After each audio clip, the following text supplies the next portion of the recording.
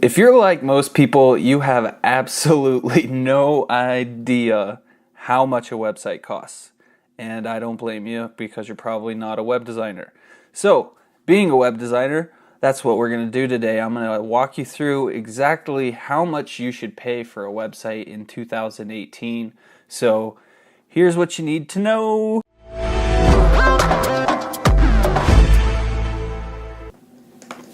All right. First things first, you're going to need a domain name. You can't really have a website without one. They're going to cost about $15, depending on where you get one. And a few suggestions on buying a domain, because if you do it wrong, it can hurt you in the long run. So just a couple things right off the bat. Keep it short, simple, and easy to remember. You don't want it to be like 4 or 5 words. I mean, 1, 2, 3 words is good. If your domain name is short and easy to remember, then people aren't going to have a problem typing it into their into their browser and looking you up. So also shoot for a .com. It's just what most people are used to, and it's what most people type in. So if you have a .net, somebody might type in your domain name with a .com at the end and go to somebody else's website, which you definitely don't want that happening. So don't make that mistake. Also, avoid using hyphens if at all possible, like example-website.com. It's, again, people are going to forget to put that hyphen in there, and they're going to type in example-website.com, and they're going to find somebody else's website rather than your website, which you do not want. Also, if possible, make sure that you get your keywords in your domain name. So what I mean by that is if you're a plumber in Los Angeles, Pete's Plumbing Services LA.com would be a good domain name because it's got the keywords LA, which is Los Angeles, and plumbing. And what that does is it actually boosts your rankings in Google and other search engines. So domain names that are keyword rich actually get 10% more traffic just because of the keywords being in the domain name. So something to keep in mind. Now, second thing, you're gonna need hosting for your website. You're gonna need a place to place your website, to have the files hosted so people can see your website online. So this is going to range depending on what sort of hosting server you go with, but you're looking anywhere from $10 to $80 a month. A couple of suggestions about hosting. Do not go cheap on hosting, please. You will regret it in the long run. It's better to spend a little bit more, if it's $15 extra a month to get better hosting, but it's a company in the United States with 24/7 customer support, that when you call, you're actually talking to somebody in the United States who understands what the problem is and how to fix it. It will save you so much time in the long run that the $15 a month or $100 and whatever dollars a year that you're saving, it won't be worth it in the amount of time that you're going to waste on bad hosting. So keep that in mind. Find a good company the first time. It's just switching. I've switched so many times. You just don't want to have to switch hosting. It's a pain in the butt. There's a link in the description. I'll link up to an awesome company that I've tried a number of companies, and this company, InMotion Hosting, they're based out of Los Angeles, California, actually, and they're a co-op, so they're owned by the employees, which means when you call them up, they actually care and they want to help you out. So they're an amazing company. So check the link in the description. And now that we've got that out of the way, let's go over the main types of websites. So there's basic HTML websites, CMS websites, and custom coded websites. And each of these are going to be a bit different, but let's just go through each one individually so you can get an idea of what's going to be the best for you. Okay, so a basic HTML website is just that. It's just a website built with basic HTML code, images, text. The advantages to a basic HTML website are that they're pretty easy to set up, so it's going to be fairly inexpensive. It's going to be easy to find a designer because lots of people know HTML, and you're going to have a lot of freedom of design, so you can choose how it looks. The downside is that it's going to be difficult to maintain and update unless you understand HTML code, because you actually have to understand the code to change the website.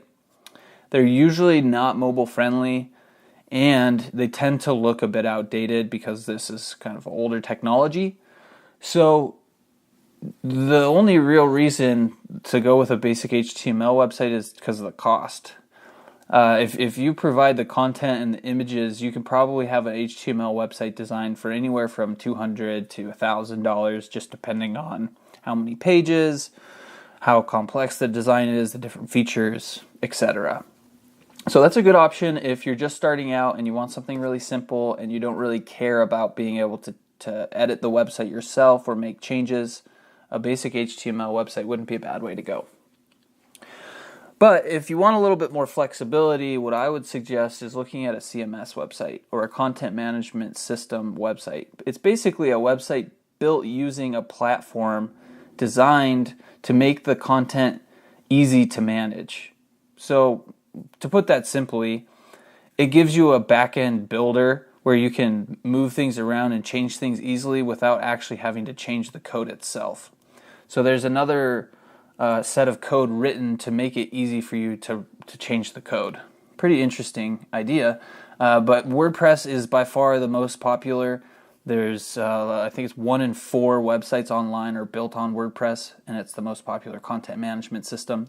It's what we use to build websites for our clients because it's, well, there's a number of different advantages, but there's a lot of different content management systems out there. There's different ones like Magento, which is great for e-commerce websites. So it just really depends on what you're looking at. So you might have to do some research on that side of things. But in general, a content management system website, a website built with a content management system, it's going to be inexpensive for what you get.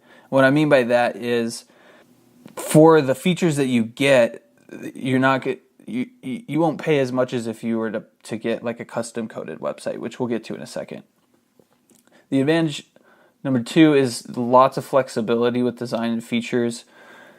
A lot of content management systems will come with a lot of different features that you can use. So you're not having to build everything from scratch. You can sort of build on top of what other people have already created, which is cool.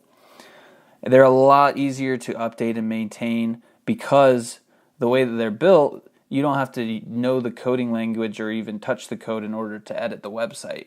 So that's really cool if you want to actually get in there and change images and text and do different things on your website. A content management system is going to be the way to go. They also look up to date. So WordPress is constantly being updated. I've seen some amazing looking websites built on WordPress that we've created, as well as that I've seen just online in general. So you can make them look really awesome, even on mobile devices. They're usually mobile friendly. So it's going to look good whether you're on a tablet or a cell phone or whatever it is. Okay, now let's look at a couple of the disadvantages of a content management system. One, it can break if it's not used properly, and that simply means if you're in there messing around with things and you tweak things wrong, you can break the website, and then your users are seeing something that's not what they're supposed to be seeing. So that's not necessarily a good thing. There are some security risks if you don't know what you're doing, like with WordPress. If you set it up wrong, it can get hacked and compromised, which is not good. So you kind of need to know what you're doing.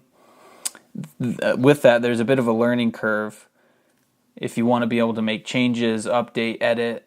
But with a lot of these content management systems, there is a lot of documentation online, so you can just jump on Google, pull up a YouTube video or an article, and somebody will walk you through exactly how to do whatever you're looking to do. So that's another advantage even though part of a disadvantage, but nonetheless. All right, now let's talk about the costs of a content management system website. If you're providing content and images, again, it's going to be a bit more expensive. You're probably looking between around $1,000 to $10,000. It's just depending on how many pages, what features you have on the site, all that different stuff really fluctuates how much time and energy and goes into building the site, and then that fluctuates the cost. Now, if that doesn't offer you enough flexibility, then the next option is to just have a website custom coded. And this can be in PHP or a number of different coding languages that you can use to custom code a website. And really, the main reason why you would want to even have a custom coded website built is flexibility with design and features. And we're talking like really custom features, like if you have a real estate business and you want to be able to list your houses and sync that up somehow with, different apps and different things you've created, then you might need to have a custom coded website built for your business. It is going to look really up to date. I mean, hopefully you hire somebody that can build a custom coded website that looks up to date, but it should look up to date based on the fact that it's completely custom coded. The features are going to be endless. You can really do whatever you need to, and it should be mobile friendly as well. Now, disadvantages, it's going to be by far the most expensive option because somebody has to custom code every line of code for your entire website. So that's going to take a lot of time. And it's going to take a lot of money, not only to build it, but to maintain and to update. So you're probably not going to be able to just get in there and make changes yourself, update things. So you're going to have to hire somebody, probably the person who builds it, to continuously update, maintain the website because the internet's constantly changing. So you always have to update stuff. So again, this is going to be best if you're needing something completely custom because the price tag, even if you're providing content and images, you're probably looking minimum $5,000 to $10,000 and up. I mean, it can get into the hundreds of thousands of dollars. So this is, again, the best option if you're looking for something extremely custom with features that you can't find anywhere else. Otherwise, I would say content management system is probably the way to go. So, just to recap, how much does it really cost to get a website in 2018? Again, it just depends on what you're looking for. If you just need something simple, basic, I would just do an HTML website for, a couple $100. But if you're wanting something that you can actually market, use to generate sales, do some really cool stuff, look into a content management system like WordPress.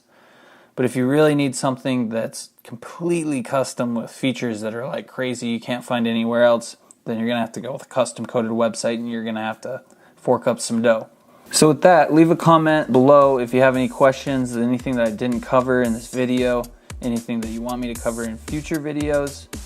And also make sure to subscribe if you haven't already so you can get updates when I post new videos about awesome content regarding online marketing strategies, techniques, ways that you can take your business to the next level.